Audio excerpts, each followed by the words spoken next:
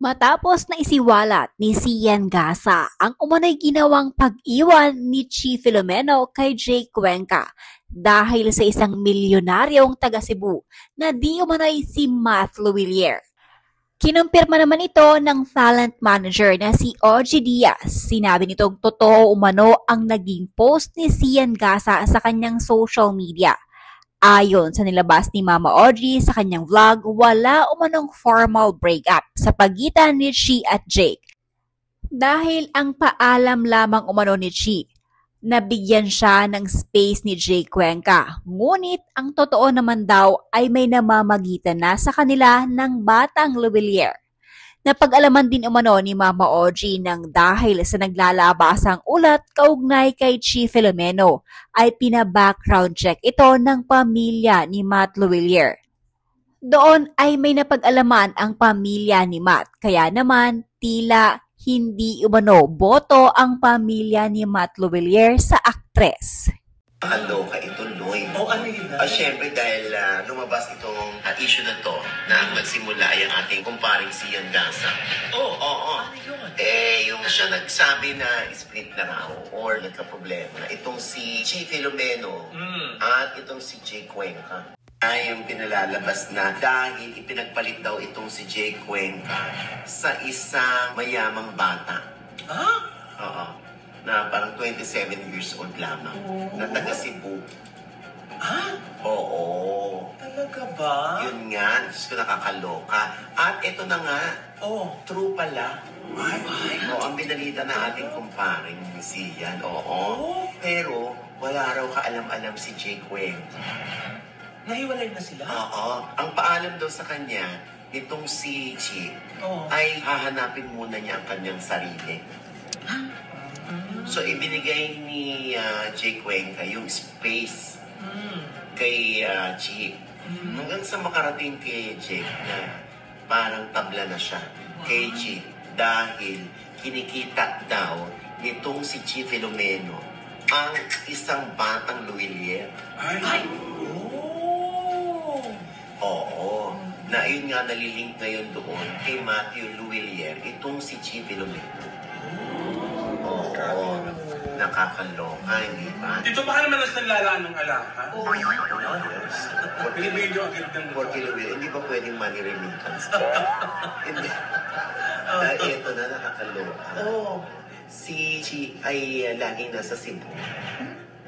Kasi daw, itong si Chi, ang sinasabi, 6 na buwan daw siya doon. Dahil nga daw, ito ay nag-work sa New Star. Dun sa isang, parang siyang influencer. Parang influencer. Pero ang totoo daw, sabi ng aking source, na dapat ay malinaw ito ni Chi. Kaya nandun si Chi ay dahil dun nga yung bagets, taga Cebu. Yung 27 Naka-base. Oo. Tapos, So, binigay yung space.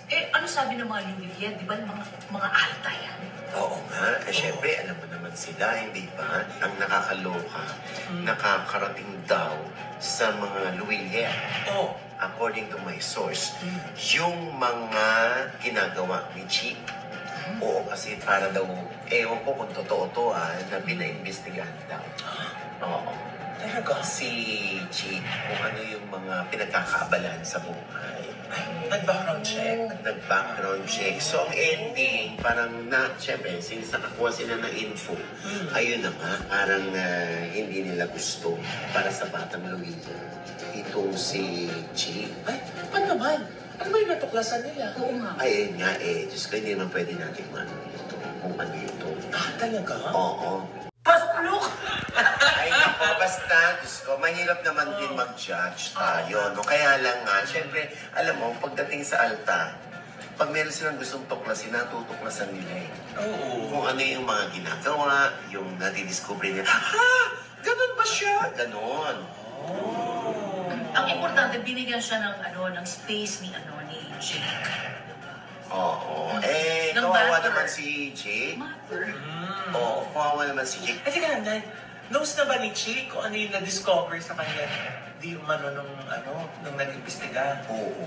O anong sabi niya? Ininay. Kaloka, no? Si Jake Cuenca na anong naging reaksyon nung nalaman nagbago, hindi pala naghahanap ng sarili. Siyempre, umiyak. Wow. Sabi yung gano'n, no?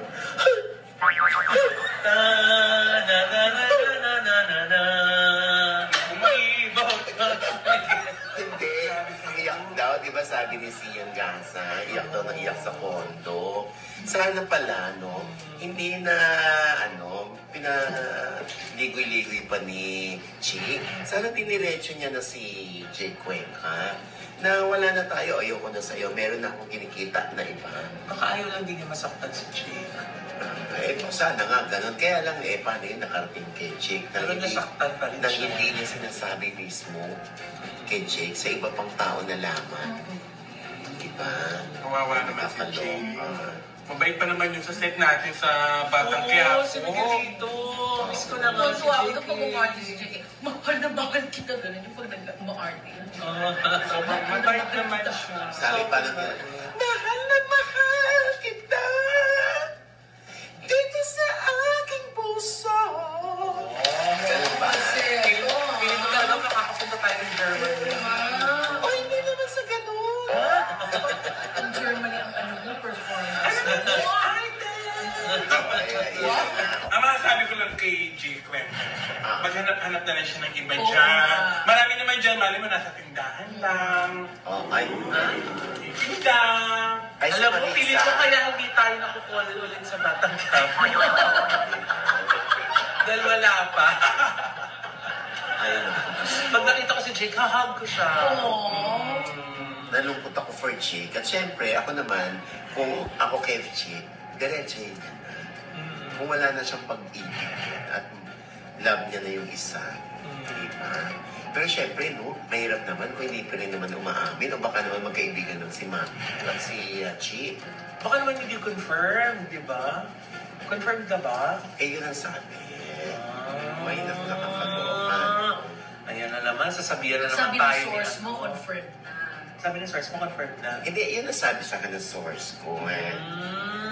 Ayan na naman, Nay, sasabihan na naman tayo ni Alex Calleja. Pagsasabihan ka na naman. Na ano. Na huwag ka nagbabalita ng mga hiwalayan, matatabunan na naman yung flood control project. Ay, hindi naman ako nagsimula niya sa Sian Gas. At saka patron ka ng mga hiwalayan. Oo, Ay, ganun ba? Nakakaloka.